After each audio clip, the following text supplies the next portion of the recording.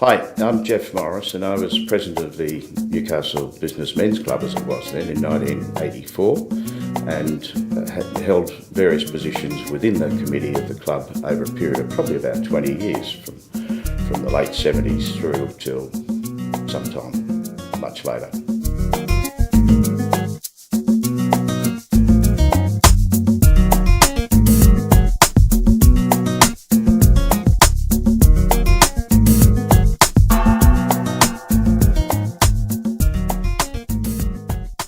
Newcastle Business Men's Club had run an annual golf day for many years, which had been run by one of the senior members of the club, Jack Gale, the person that used to run it for many years.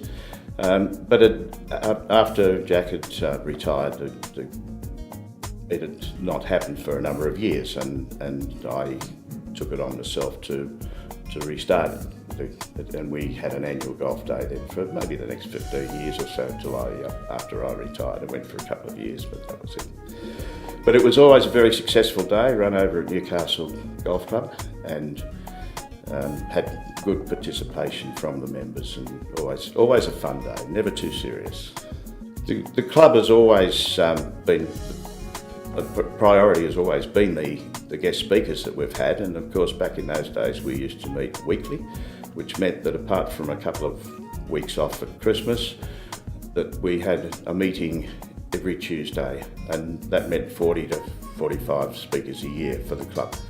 And that in a way was a mean feat, but it worked out particularly well, and it was a cross-section of people who visited Newcastle to speak to us, and other amazing Novocastrians, people that quite often were people that never heard of. And they were some of the most interesting speakers we had too. Like a priest in Newcastle who had actually trained and coached the Argentinian rugby union side. And we had notable speakers. We had the Governor of New South Wales came and spoke to us during my year. Doug Parkinson, who was still an amazing singer, was a guest at one stage, which was prior to them coming to Newcastle with Jesus Christ Superstar as a concert.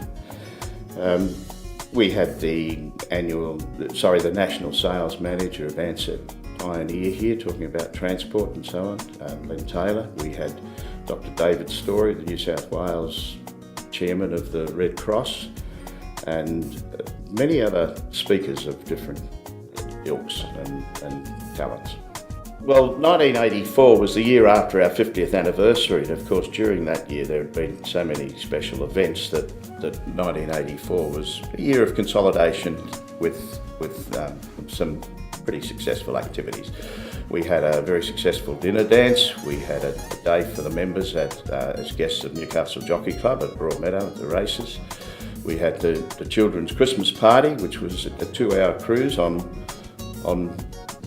the harbour with Lindsay Rundle, a member of the club, as played Santa Claus on the day, and it was a particularly successful occasion as it was. We used to have in those days Bobby LeBrun, who was an old vaudeville artist right around Australia and probably around the world as well. He'd moved, and his wife Grace had moved to Newcastle to live, and they contributed to so much to all these activities with the children and things as well. For a number of years, I used to meet the guest speakers when they arrived in Newcastle, normally up at the ABC radio studios, which were in New Common Street and up the top of the hill. And Paul Bevan, a young Paul Bevan, used to interview them for a clip which was then used later on radio. And then we would come down the street to Tattersalls Club, where the meetings were at that stage, and there would normally be a drink with the president of the club and Tattersalls Club in the meeting downstairs, in the room downstairs, before we went upstairs to where the club meeting was held.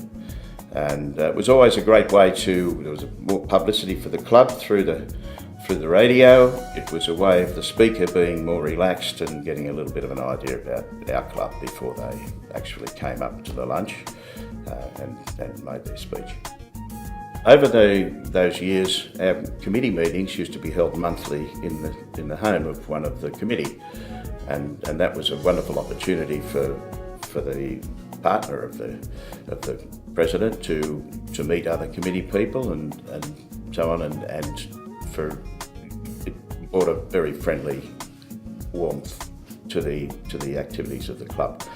Once a year, we used to have all the ladies of the club, all the lady partners used to come along to one of those meetings, and they would have a separate meeting where they would organise the decoration theme for the annual dinner dance, just to get an idea of what they would like to do with that type of event.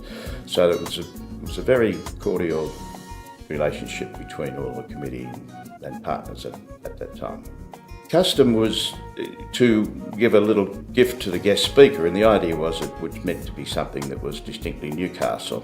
And for many years, because we did get a good price to buy a volume, and we were only using 40 a year, of a little glass mould of the new council building in Newcastle from the Leonora Glassworks in Wallsend, where those were made.